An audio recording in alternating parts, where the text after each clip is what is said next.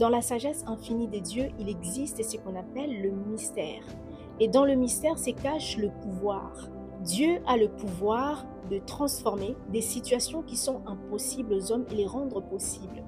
À la piscine de Bethesda, seul celui qui s'est jeté le premier dans l'eau était guéri, car pour eux, la piscine était le seul moyen à travers lequel le malade était guéri. À l'arrivée de Jésus, la conception était possible qu'à l'union d'un homme et d'une femme, car cela fut une loi instaurée depuis la nuit des temps. Lors de la sortie d'Israël du pays d'Égypte, Dieu ne le conduisit pas par le chemin du pays des Philistins, bien que cela fût le chemin le plus proche pour atteindre Canaan. J'aimerais dire à quelqu'un ceci. Au-delà de possibilités connues des hommes, il existe toujours de possibilités que les hommes ignorent.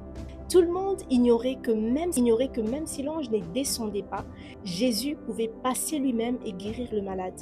Tout le monde ignorait que Marie pouvait concevoir sans avoir connu d'homme. Pharaon ignorait que le Dieu que servait Israël était fort et puissant, capable même de frayer un chemin au milieu de la mer.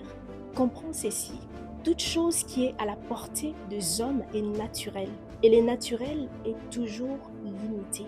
Lorsque Dieu veut faire dans ta vie quelque chose, il prend bien soin de faire au-delà des imaginations des hommes. C'est ça qu'on appelle la sagesse mystérieuse de Dieu.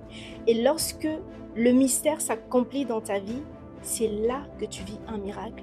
Et je prie au nom de Jésus que le Seigneur puisse te donner un miracle, que quelque chose s'efface dans ta vie qui est au-delà de la portée des hommes, au-delà de tes imaginations et de tes attentes.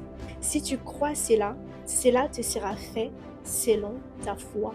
Car une seule chose je sais, la seule chose qui est impossible à Dieu, c'est de ne pas faire l'impossible.